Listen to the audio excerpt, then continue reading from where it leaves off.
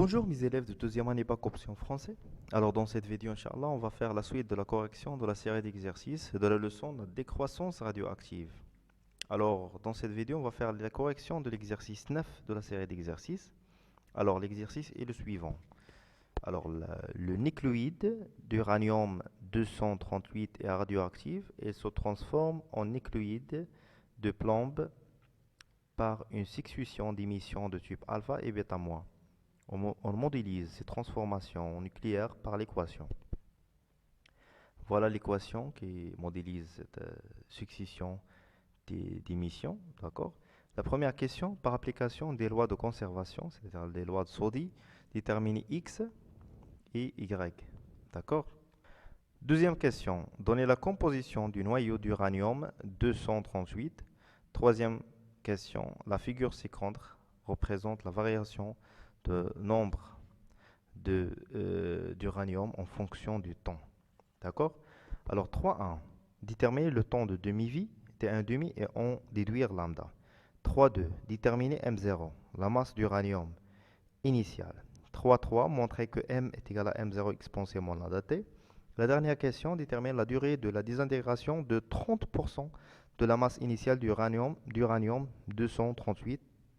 Les données de l'exercice, la masse molaire d'uranium et la constante d'Avogadro. Allez-y. On va commencer la correction. La question numéro 1. Par application des lois de conservation, déterminer X et Y.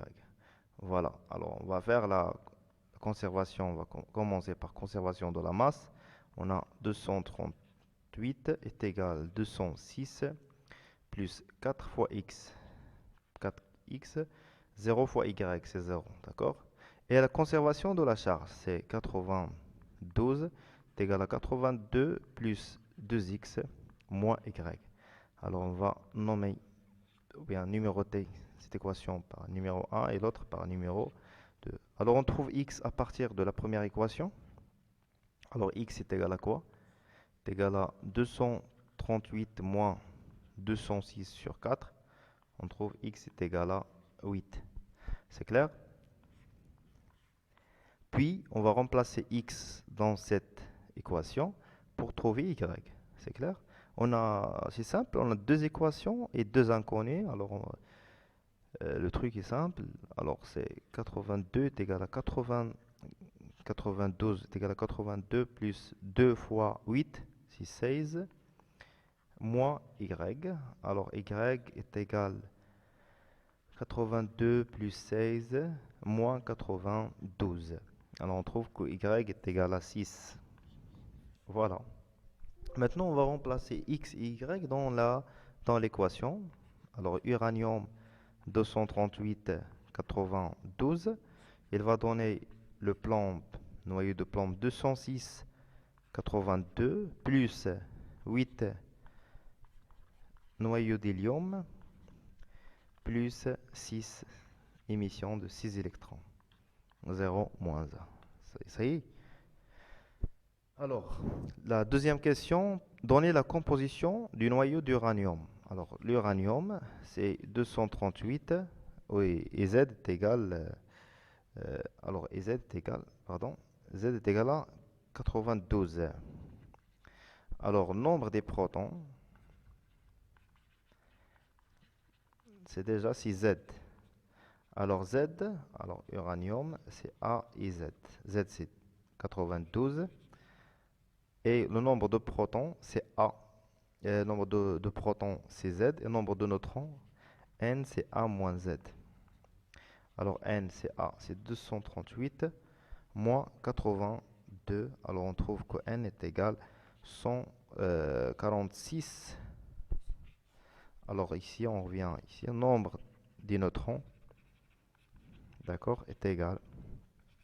N est égal à 146. Voilà le nombre des protons et le nombre des neutrons. Et on a trouvé la composition du noyau d'uranium.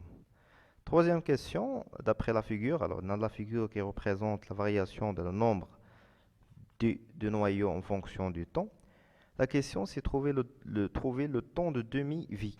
Bien sûr, graphiquement, bien à partir de la courbe. Alors on a ici 20 d'après la définition de t de demi-vie, c'est la durée au bout de laquelle on a la désintégration de la moitié du nombre initial des noyaux.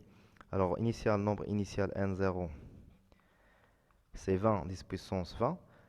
La moitié de 20, c'est 100. Pardon, c'est 10. Alors, n0 sur 2. C'est 10. Alors, on va chercher l'intersection de 10 avec la courbe. On trouve T1 demi. Alors, T1 demi, ou demi-vie, c'est 5, 6, 7. Alors, si 7, 10 puissance 4 en. Donc, T1 demi, graphiquement bien sûr, c'est égal à 7 fois 10 à la puissance 4 années. Puis, la deuxième partie de la question, on déduit lambda. Alors, on a T1 demi est égal à ln de 2 sur lambda. Alors, lambda, d'après cette équation, est égal à ln de 2 sur T 1 demi. Alors, ln de 2, on peut le calculer à travers la calculatrice. C'est 7 fois 10 à la puissance 4. Alors, lambda est égal à 9,9 fois 10 à la puissance moins 6 en. D'accord? En passant maintenant à la question suivante. Déterminer M0, la masse d'uranium initiale. Alors, on a, d'après la courbe, qu'est-ce qu'on a? D'après la figure, on a N0 est égal à 20 fois 10 à la puissance 20 noyaux. Bien sûr, noyau d'uranium. Alors, et N est égal à N0 est égal à N0 sur N Avogadro est égal à aussi la masse sur la masse molaire. Alors, pour trouver la masse initiale M0, c'est quoi? D'après cette égalité, c'est N0 fois la masse molaire sur constante d'Avogadro. Alors, une application numérique, on trouve N0 est égal à 20 fois 10 à la puissance 20 fois la masse molaire, c'est 200, je pense, 238. Alors, sur constante d'Avogadro, c'est 0,2, 10 puissance 23. Alors, on trouve M0 à peu près est égal à 0,79 grammes. Et voilà la masse initiale de l'échantillon utilisé dans l'exercice. La question suivante, montrer que M est égal à M0 exponentielle moins lambda t. Alors, on a la loi de la décroissance radioactive. N est égal à N0 exponentielle moins lambda t. On va diviser par Na dans les deux côtés. Alors, N sur Na, c'est la quantité de matière, est égal à la quantité de matière initiale exponentielle moins lambda t. Et N, c'est quoi? C'est la masse sur la masse molaire. Est égal la masse M0 sur la masse molaire, exponentielle moins lambda t. Après, on va simplifier M avec M, on obtient M est égal à M0, exponentielle moins lambda t. C'est clair? Je pense que c'est simple. Alors, N quantité de matière, il y a N sur Na. Aussi, la quantité de matière, c'est la masse sur la masse molaire. Voilà, ça c'est les deux relations. C'est clair? Alors, la dernière question, déterminer la durée de la désintégration 30% de la masse initiale. Alors, à l'instant t, qu'est-ce qu'on a à l'instant t? On a M est égal à 0,3 M0. D'accord? C'est-à-dire 30% de M de M0. Alors, on va appliquer la loi de la décroissance radioactive en fonction de la masse. Alors, M est égal à M0 exponentielle moins lambda t. Alors, déjà, M à l'instant t est égal à 0,3 M0. On va remplacer M par 0,3 M0 est égal à M0 exponentielle moins lambda t. On va simplifier M0 avec M0. On obtient 0,3 est égal à exponentielle moins lambda t. D'accord? On de l'exponentielle. Alors, on va le ln 0,3 est égal à moins lambda t. Alors, t est égal à moins ln de 0,3 sur lambda. Alors, c'est moins ln de 0,3. Alors déjà, ln de 0,3, c'est un nombre, les voies négatives, mais négatif, il est positif. Le temps est positif.